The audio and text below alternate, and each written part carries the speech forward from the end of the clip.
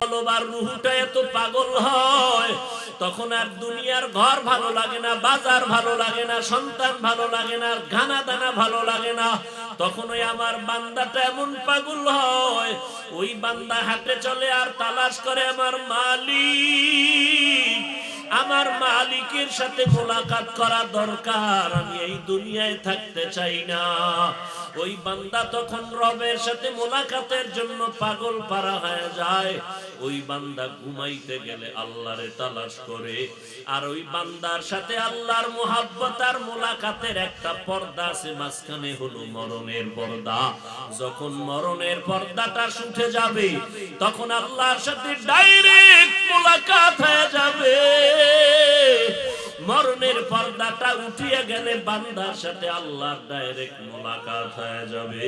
এরে নবীর উম্মতের দল, ওই বান্দা যারা আল্লাহওয়ালা তারাও মানুষ, আমিও মানুষ। তারাও দুই হাত দুই পা ওয়ালা মানুষ, আমারও দুই হাত দুই পা। তারাও বাজারে যায় খায় ঘুমায়, আমরাও বাজারে যাই, আমরাও খাই, আমরাও ঘুমাই। তারাও বিয়া শাদী করেছে, আমরাও করেছি রে বাবা। কিন্তু কেন আজ আমরা এত পেছনে? আল্লাহওয়ালাদের কাছে যায় মানুষ, দেখলেই কলিজা ঠান্ডা হয়, মোনাজাতে কান্না। আমার চোখে কেন পানি নাই? আমার অন্তরে কেন আল্লাহর মোহাব্বত নাই? আমার অন্তরে কেন কোরআনের মোহাব্বত নাই? আমার কপাল বুঝি খারাপ, এখনো পেছনে পড়ে আছি, সময় কম। ও বান্দা, আজরাইল কখন ডাক দিবে তোমার জানা নাই, কারো জানা নাই। যেদিন ডাকটা পড়ে যাবে, কেউ আপনার ধরে রাখতে পারবে না। তোমার আমার গায়ের গেঞ্জিটা বেলেট দিয়া কেটে কেটে রেখে দিবে, সাদা কাপড়ের প্যাকেট বানাইয়া বাঁশবাগানে কবরের মধ্যে রেখে চলে যাবে। জীবনের চিরবিদায়। মদিনার নবী বলেন, ও পীরের মুরিদ, ও আল্লাহর গোলাম, কে ধনী কে গরিব, কে মাওলানা কে মুক্তি, কে মূর্খ, ভেদাভেদ নাই। সাদা কাপড়ের প্যাকেট যখন হবে, কে ইমাম কে মুক্তাদি, ভেদাভেদ নাই। সব কাপড়ওয়ালা লাশ এক, ভেতরে ব্যবধান হবে ইলম আর আমলের বিষয়। ওই কবরে যখন রাখবে, তিনটা প্রশ্ন সবাইকেই করা হবে। রবের পরিচয় দাও, ধর্মের পরিচয় দাও, রহমাতুল লিল আলামিনের পরিচয় দাও। ওই অন্ধকার কবরে রবের পরিচয় দিতে না পারলে উপায় নাই। মদিনার নবী বলেন, যারা জবাব দিবে তাদের কবর হবে রওজাতুম মির রিয়াজিল জান্নাহ, জান্নাতের টুকরা হবে কবর। যারা জবাব দিতে পারবে, রব আমার আল্লাহ, ধর্ম ইসলাম। দুনিয়াতে যারা রবের গোলামি করে যাবে, তারাই জবাব দিবে। নবী বলেন, আল্লাহ বলবেন, ও ফেরেশতা, এখনই আমার বান্দার কবর জান্নাতের বিছানা দিয়া দাও, জান্নাতের সাথে রাস্তা বানায়া দাও। আমার বান্দা আরামে ঘুমাবে, কিয়ামত পর্যন্ত কেউ ডিস্টার্ব করবা না। আল্লাহর নবী আফসোস করে বলেন, ওই অন্ধকার কবরে যারা রবের গোলামি করলো না, ইসলাম মানলো না, নবীর সুন্নাত মানলো না, এমন অবস্থায় যদি তওবা না করিয়া কবরের ভেতরে যায়, তাদেরকেও যখন তিনটা প্রশ্ন করা হবে, ওই নাফরমান গুনাহগার বলবে, হা হা লা আদরি, আফসোস, বড় আফসোস, আমি কিছুই জানি না। নবী বলেন, আমার আল্লাহ রাগান্বিত হইয়া কুদরতের আওয়াজ দিয়া বলবেন, এ কবরের ফেরেশতা, এই নাফরমানের আর সময় দিও না। আমি আল্লাহ দুনিয়াতে কম সুযোগ সময় দেই নাই। আমার দেওয়া পানি, আমার দেওয়া মাছ, আমার দেওয়া জমিনের ফসল, গাছের ফল, সূর্যের আলো ভোগ করিয়া বান্দা আমার হুকুম মতো চলে নাই। একবারও উলামায়ে কেরামের বয়ান শুনিয়া পায়ে ধরিয়া বয়ান করলো, নামাজের এক বেলার নামাজও পড়ে নাই। এখন আর দেরি না করে কবরে জাহান্নামের বিছানাটা দাও, জাহান্নামের সাথে রাস্তা বানাও। একটা না, দুইটা না, 70 থেকে 99টা সাপ। আল্লাহ বলবেন, রে কবরের মাটি, এই নাফরমান গুনাহগারকে দুই পার্শ্ব থেকে জোরে জোরে চাপ দাও। এমন জোরে চাপ দিবে পাজরের হাড় চুরমার হয়ে যাবে। নবী বলেন জাহান্নামের কথা কানে আসলে 2 ফোঁটা চোখের পানি ছেড়ে কাঁদো আর আল্লাহকে বলো, হে মালিক, দুনিয়াতে সূর্যের গরম সইতে পারি না, কবরে গেলে জাহান্নামের আগুন কেমন করে সহ্য করব। একটা মশার কামড় সইতে পারি না, গুনাহ নিয়ে গেলে মাটির চাপ কেমনে সহ্য করব। এরে আল্লাহর বান্দারা, এখনো সময় আছে, তওবা করে নাও। আমার আল্লাহকে অন্তর দিয়ে ডাকো আর বলো, হে মালিক, এই ময়দানে আমার মতো গুনাহগার কেউ নাই। আয় আল্লাহ, আমার গুনার কারণে আমার হাত নাপাক, আমার জিহ্বা নাপাক, আমার অন্তর নাপাক। আমার গুনার খবর আমার দুনিয়ার কেউ জানে না। তুমি জানার পরেও তো রাগ করিয়া পানি বন্ধ করো নাই, বাতাস বন্ধ করো নাই। আজকে তওবার নিয়ত করে ফেললাম রে মালিক, গলায় ছুরি আসলে মরিয়া যাব, আর নামাজ ছাড়বো না, বেপরদায় চলবো না, নবীর সুন্নতের বাহিরে চলবো না, মা বাবার সাথে বেয়াদবি করব না, উলামায়ে কেরামের কথা শুনে আমল করব, নবীর তরিকা মেনে চলব, দেশ ও জাতির বিরুদ্ধে ষড়যন্ত্র করব না। তওবা করার যদি নিয়ত হয়, মনে মনে আল্লাহর দরবারে খাঁটি অন্তরে বলো, হে আল্লাহ, আর জীবনে গুনার কাছেও যাব না, পেছনের গুনার থেকে তওবা করতেছি, আল্লাহ মাফ করে দাও। আল্লাহ বলেন, গোলাম, 2 ফোঁটা চোখের পানি ছেড়ে যদি কান্না করে তওবা করো, আমি আল্লাহ জীবনের সব গুনাহগুলো মাফ করে দিব। মদিনার নবী বলেন, গাভীর ওলান থেকে দুধ বের করে ভেতরে নেয়া যেমন সম্ভব না, জাহান্নামের আযাবের ভয় যার চোখের থেকে 1 ফোঁটা পানি বের হবে, ওই বান্দা বান্দিকে জাহান্নামে দেওয়া সম্ভব না। আয় আল্লাহ, আমাদের সবার তওবা কবুল করে নেন। দস্তগুয়াদ মঞ্চুনি দুজদিদা আম, লবগুয়াদ মঞ্চুনি বুসিদা আম, চশমগুয়াদ চিদা আম গম জাহারাম, গোশগুয়াদ চিদা আম সমরুল কালাম। হাত বলবে, আল্লাহ যে ডিউটি করার জন্য হাত বানাইছেন সে ডিউটি হাত করে নাই, বরং উল্টা করছে। আল্লাহ হাত দিয়েছেন, বান্দা তুমি হাতের দ্বারা মানুষের উপকার করো, হাতের দ্বারা তুমি মানুষের উপকার করো, ক্ষতি কখনো করবা না। বান্দা হাত দিয়া মা বাবার খেদমতে 2টো হাত কাজে লাগাও, সন্তানের পেছনে 2টো হাত কাজে লাগাও।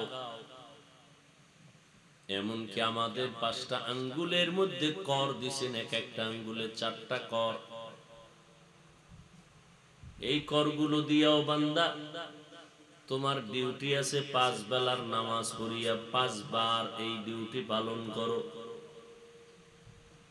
ডান হাতের আঙ্গুলের করগুলো গুনে গুনে তুমি 33 বার সুবহানাল্লাহর তাসবিহ পড়ো, 33 বার আলহামদুলিল্লাহ তাসবিহ পড়ো, 34 বার আল্লাহু আকবার তাসবিহ পড়ো। 5 ওয়াক্ত নামাজের পরে 5 বার।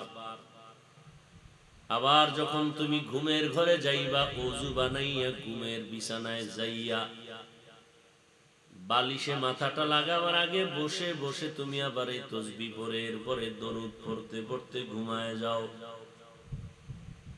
এই তাসবিহটাকে বলে তাসবিহে ফাতেমি। ফাতেমা রাদিয়াল্লাহু আনহার তাসবিহ। আঙ্গুলের করগুলো কাজে লাগাও তাসবিহ পড়ে। ডান হাতের আঙ্গুলের কর গুনে গুনে প্রত্যেক নামাজের পরে 33 বার সুবহানাল্লাহ, 33 বার আলহামদুলিল্লাহ, 34 বার। এই আমলটা করিনি, করতে বেশি সময় লাগে। যারা করি না আজকে থেকে ইনশাআল্লাহ নিয়ত করা যায় না? আল্লাহ তৌফিক দান করেন। 5 ওয়াক্ত নামাজের পরে আর কোন সময়? ঘুমের সময় বিনা ওযুতে না ওযু সহকারে? বাম হাতে না ডান হাতে? ডান হাতে। আল্লাহ তাআলা কোনটা অনর্থক বানান নাই। এক সময় দেখতাম পলিথিন কোনো কাজে লাগে না, সবাই ফেলে দেয়। আজ সেই পলিথিনের ব্যবসা করে ঢাকার শহরে বহু মানুষ জিরো থেকে হিরো হয়ে গেছে। প্লাস্টিকের বোতলগুলো টোকাইয়া টোকাইয়া টোকাইয়া বিক্রি করে। কেমন যেন মনে হয় মানুষের বানানো একটা জিনিসও কেউ ফাও ফালায় দেয় না। আল্লাহ বলেন মানুষ যে বানাইছে এটাও যদি ফাও না বানায়, আমি আল্লাহ কেন তোমাকে আমি আল্লাহ অনর্থক বানাবো? আমি আল্লাহ যা কিছু বানাইছি এগুলো বানানোর পেছনে বড় কারণ আছে। আমি আল্লাহ বানাইলাম সব আমার বান্দার গোলামির জন্য, খেদমতের জন্য। আর আমার বান্দা বান্দি সৃষ্টি করেছি আমি আল্লাহর ইবাদতের জন্য। অতএব অঙ্গ প্রত্যঙ্গের হিসাব দিতে হবে আল্লাহর আদালতে। চোখ বলবে হে আল্লাহ,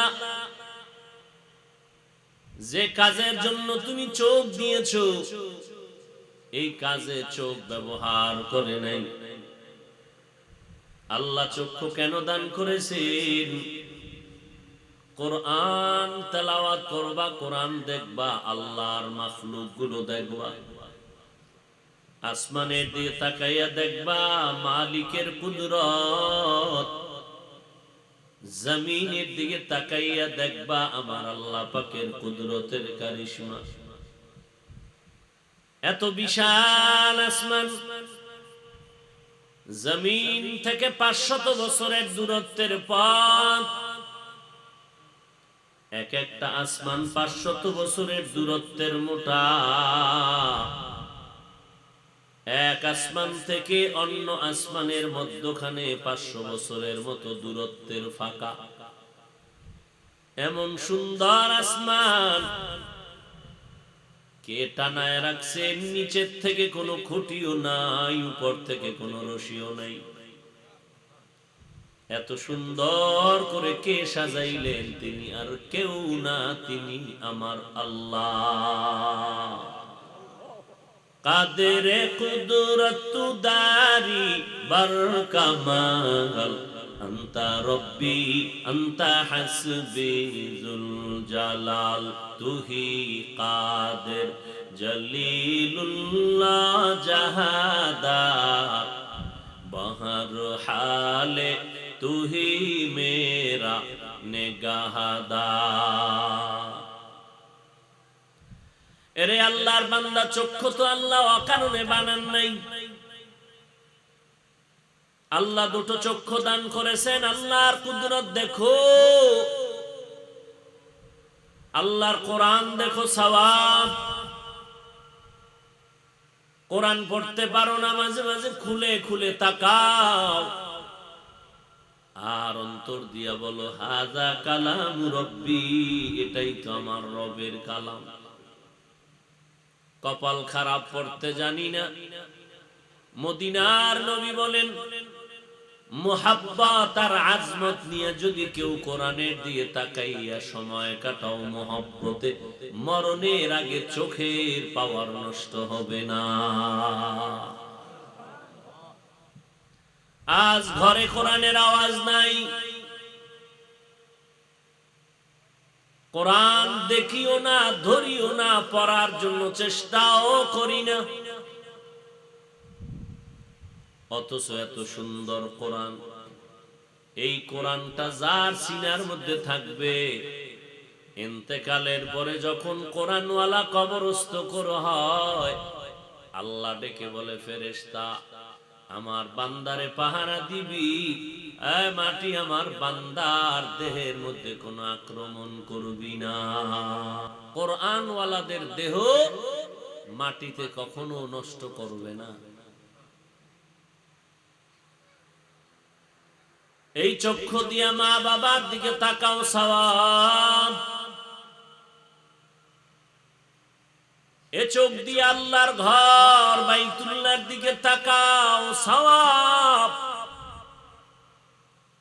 এই দুই চক্ষু দিয়ে তুমি আল্লাহ ওয়ালার দিকে তাকাও, আমল নামায় সওয়াব। চোখের হক আদায় করো,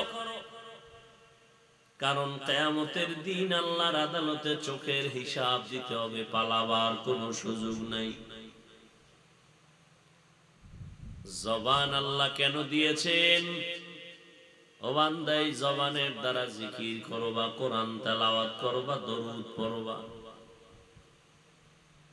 যদি হক আদায় না করো, রেডি হও, আল্লাহর আদালতে জবাব দিতে হবে। কান আল্লাহ দিয়েছেন, কোরআনের আওয়াজ কানে নাও। এই কানের হক আদায় করতে কি পরিমাণ পেরেছো রে গোলাম, একটু হিসাব মিলাও মরার আগে। মরণের পরে আর হিসাব মিলানের সময় হবে না।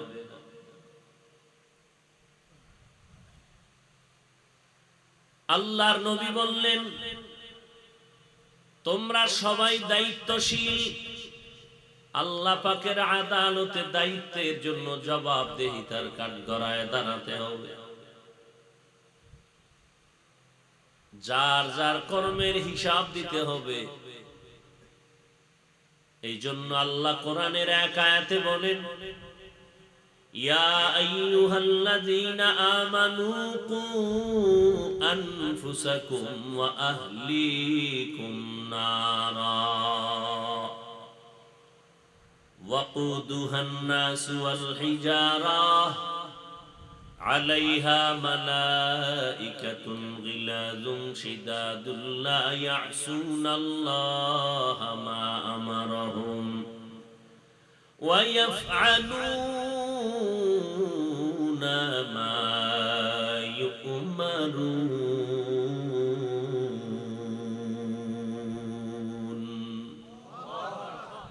আল্লাহ বলেন, ও মুমিনেরা, জাহান্নাম থেকে নিজেকে বাঁচাও। ওয়া আহলিকুম নারা, তোমার আহলদের বাঁচাও। জাহান্নামের আগুন থেকে নিজেকে বাঁচাও। দ্বিতীয় দায়িত্ব, তোমার আহাল পরিবারদের বাঁচাও। আগে আহাল না নিজে? নিজে নামাজ পড়ি না, অন্যের নামাজের দাওয়াত দেই। আগে জাহান্নাম থেকে নিজেকে বাঁচাও, দ্বিতীয় দায়িত্ব তোমার আহাল বাঁচাও। তৃতীয় দায়িত্ব তোমার প্রতিবেশীকে বাঁচাও। চতুর্থ দায়িত্ব, তুমি উম্মতের নিয়ে ফিকির করো। উম্মতের ফিকির আপনার না, উম্মতের ফিকির করবে উলামায়ে কেরাম। আপনার আমার প্রথম ফিকির নিজেকে বাঁচানো, দ্বিতীয় দায়িত্ব আপনার আমার আহালকে বাঁচানো।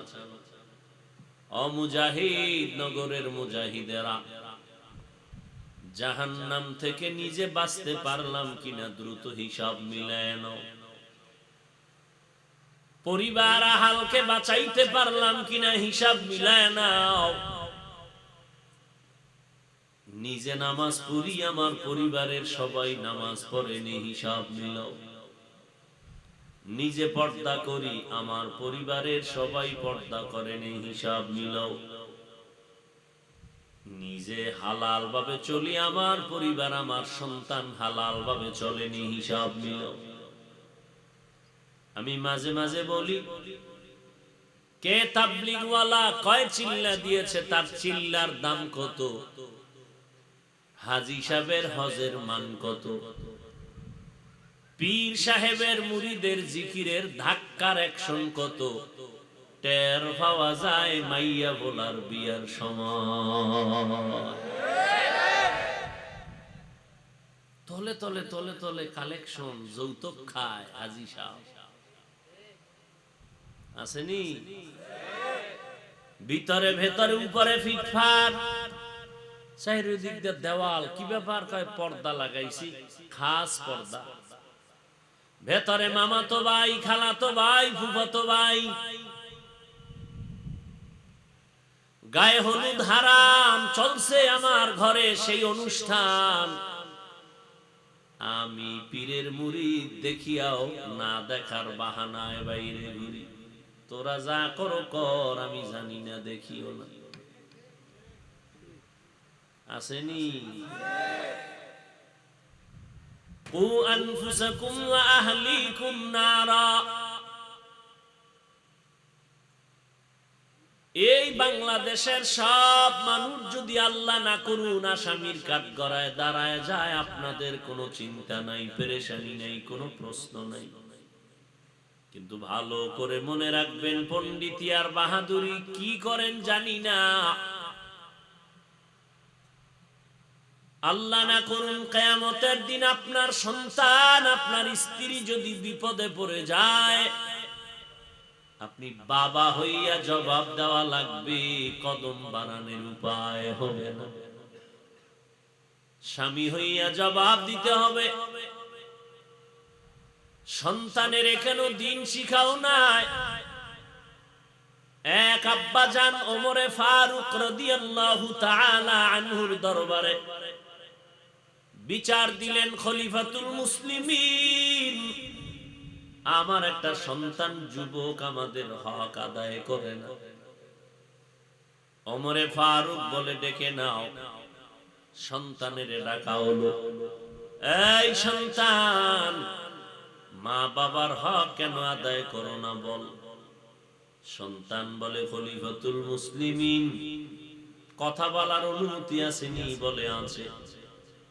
কি বলবি? বলে জানতে চাই।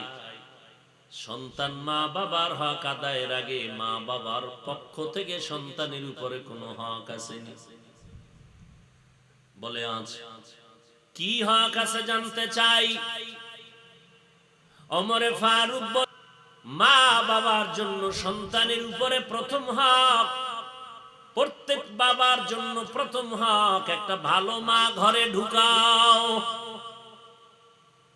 যুবক ছেলে বলে, আমার আব্বা ভালো মা ঘরে ঢুকায় নাই, আমার বাবা ঈমান আলা, আমার মা ঈমান তাজা না মরা। খলিফাতুল মুসলিমিন বলে, দ্বিতীয় হক, এ বাবারা, সন্তান যখন দুনিয়াতে আসবে, ডান কানে আরবি আজানের আওয়াজ দাও, বাম কানে আরবি ইকামতের আওয়াজ দাও। সন্তান বলে, আমার আব্বা এই হকটাও আদায় করে নেয়। খলিফাতুল মুসলিমিন ওমর বলেন, তৃতীয় হক, সন্তানের 7 দিন হয়ে গেল, সুন্দর একটা নাম রেখে দাও। কারণ কিয়ামতের ময়দানে বান্দাকে জান্নাতে দেওয়ার কোন রাস্তা যদি না থাকে, আল্লাহ ডাকবেন, নামটা আমার রাসূলের সাথে মিলিত আছে কিনা দেখ। যদি মিলানো হয়, এর বিনিময়ে আল্লাহ জান্নাত দিয়ে দিবে। সন্তান কয়, আব্বাজান এই হকটাও আদায় করে নাই। আমার নাম রাখছে জউল, জিম আইন লাম। আমরা বাংলায় অনেক সময় নাম রাখে জুয়েল, কোয়েল, দোয়েল, হাসি খুশি, বাতাস, সাগর, কি আরো কত আকামের নাম, যেটি মুখেও উচ্চারণ করা লজ্জার বিষয়। অথচ কোন বেদিন বেঈমানের ঘরে মুসলমানের একটা নাম নাই। আছে? হিন্দুদের মধ্যে আব্দুর রহমান নামে কেউ আছে? রহিমা নামে কেউ আছে? আমরা এত বেহায়া কেন? আমাদের ইসলামের লাইনে নামের টান পড়ছে, তাহলে বেঈমানের পা চাটতে হবে কেন? নির্লজ্জতার পরিচয়। যার লজ্জা নাই, এর বয়ানও ধরবে না। সে উল্টা রিয়াকশনে যাবে যে হুজুরদের মাথা খারাপ।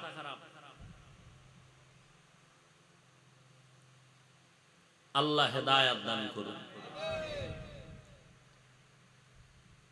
হযরত ওমর বললেন, এ সন্তান, বাবার পরের হক। প্রত্যেক বাবা সন্তানের আদবওয়ালা বানাবে, আদবের আদর্শ শিখাবে। সন্তান বলে, বাবা একটাও আদায় করে নাই। আদব কেমনে শিখাইবা?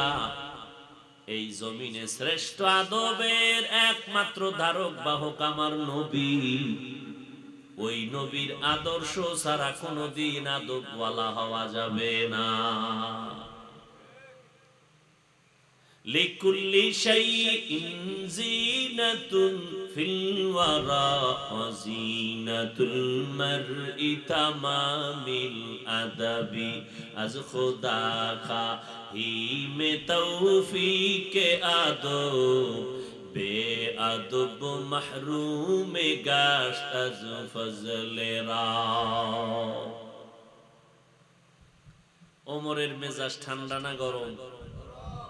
কই মিয়া, তুমি একটা হক সন্তানের আদায় করো না, সন্তান কি হক আদায় করো? জাহান্নাম থেকে নিজেকে বাঁচাও, এটা প্রথম কাজ।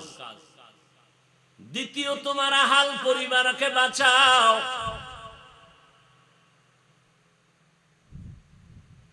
নিজে নামাজ পড়লে হবে না, সন্তানকে নামাজি বানাও।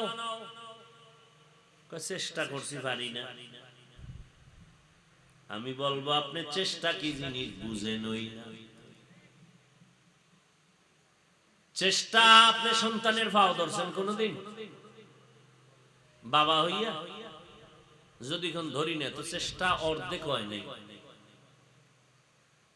কারণ আমার সন্তানের কারণে আমি জাহান্নামে যাব, হতেই পারে না। পায়ে ধরিয়া হলে আমি নামাজি বানাবো। তাবিজ দিলে কাজ হবে না, তাবিজ তো মদিনাওয়ালা দিয়েছেন। 7 বছরে নামাজের মুসাল্লায় দাঁড় করায় দাও সন্তানের। 10 বছর বয়সে একটু শাসন করিয়া হলো নামাজি বানাও। মদিনাওয়ালার তাবিজ উম্মত কাজে লাগায় নাই। সারা দুনিয়ার পীর ফকিরেরাও তাবিজ দিলে কাজ হবে না। মদিনাওয়ালার তাবিজ কত সুন্দর। এখন ঘাড় বাঁকা হয়ে গেছে, হাজার চেষ্টা করলেও ওই ঘাড় আর সোজা করা যাবে না। সোজা যদি করতে চাও, সন্তানের হাতে মা বাবার মার খেতে হবে।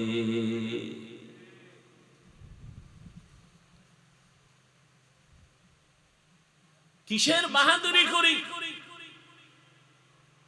1 নাম্বার, ধাক্কা দিলে তো সন্তান ফেল। নিজে মোটামুটি টুপি মাথায় দিলাম, ভাগরি বললাম, সন্তান ঘরের পরিবারের হালাত বড় খারাপ। তাহলে এখানে আমার বাহাদুরির কোনো সুযোগ নাই। দ্বিতীয় কথা, আমরা যে একটু টুকটাক আমল করি, জিকির আজকার করি, এরপরে দাওয়াতের কাজ করি, নামাজ পড়ি, পর্দা করি, হালাল খাই, হজ করছি, যাই করছি, একজনে বলেন তো পারলে দাঁড়াইয়া, আপনার কোন দিনের আমল কবুল হইছে তার গ্যারান্টি? এই আজি সাবরা, কোন দিনের হজ কবুল, কোন দিনের জিকির কবুল, কোন দিনের তেলাওয়াত কবুল, কোন গ্যারান্টি বলেন? কি বোবা হয়ে আছেন কেন? গ্যারান্টি পান নাই? ঘুমের ঘরেও পান নাই? তো বাপ তো দেখা যায় মনে হয় আবু হানিফার থেকেও দামি। যেই বাপ লইয়া চলেন, মনে হয় যেন আলেমের দাম নাই। আপনার অনেক দাম। কেন আপনি পাগড়ি বাঁধেন, আলেম বাঁধে না? আপনার চলাফেরার ভাবে মনে হয় আপনি জান্নাতের গার্ডিয়ান হয়ে গেলেন, আলেমের দাম নাই। আলেম পাগড়ি বাঁধে না, এই জন্য আপনি আলেমের থেকেও বড় দামি ভাব নিয়ে চলেন। মনে হয় আপনি জামানার বড় ইমাম হয়ে গেলেন। যদি কোনো দিনের আমল কবুল হইয়াও থাকে, খোদার কসম আপনার ভাবের কারণে ওই আমলের সওয়াব কাটা। ওই যে বাপ দেখাইছেন, টুকটাক যদি কিছু কবুল হইয়া থাকে সওয়াব বাতিল। কয় আমারে চিনো না তো? বলেন কি, আমি তো চিল্লা দিছি 7টা, সাল লাগাইছি 13টা, আমারে চিনেন না? কয় না তো, আমার তাহাজ্জুদ একদিনও কাজা হয় না। চিল্লা দেওয়া, সাল লাগানো, জিকির করা, পীরের কাছে যাওয়া, তাহাজ্জুদ পড়া, এটা আমল না? বলেন না কেন? আমল প্রকাশ করা জায়েজ নাই। আমল, আর আপনি নিজের পরিচয় দেন আমি আমলওয়ালা, আপনার চিল্লা কবুল হইছে নি গ্যারান্টি আছে? তো বাহাদুরি করেন কেন? আপনি বলতে পারেন না আমি ফকিন্নির ভূত? আপনি ভাব দেখান কেন? টাকাওয়ালা, কয় টাকার মালিক? আপনার থেকে টাকাওয়ালা আরো বড় ঢাকায় নাই? আপনি ভাব দেখান কেন? ঢাকাওয়ালার ভাব আমেরিকায় টিকবে না, সারা দুনিয়ার বাহাদুরের বাহাদুরি আমার আল্লাহর আদালতে টিকবে না। কি এর ভাব দেখান? ভাব দেখানোর সুযোগ থাকলে তো বড় আলেম, বড় ইলমওয়ালা, বড় তাকওয়াওয়ালা, বড় সব দুনিয়ার শ্রেষ্ঠ ইলমওয়ালা, শ্রেষ্ঠ তাকওয়াওয়ালা, শ্রেষ্ঠ তাহাজ্জুদ গুজার বুজুর্গ মুত্তাকি, বড় ইলমওয়ালা, বড় আমলওয়ালা, মুফাসসির, মুহাদ্দিস, মুফতি সাহেব, সাহাবায়ে কেরামদের থেকে বেশি কেউ ছিল না, কিয়ামতের আগে আসবেও না। কই এরা তো ভাব দেখায় নাই। বরং আবু বকর নামাজে দাঁড়ায় কান্দেন, ও আল্লাহ মাফ করে দেন, হাসরের ময়দানে কি উপায় হবে আমার। ওমরে ফারুক কান্না করে, আল্লাহ মাফ করে দেন, আমার কি উপায় হবে অন্ধকার কবরে।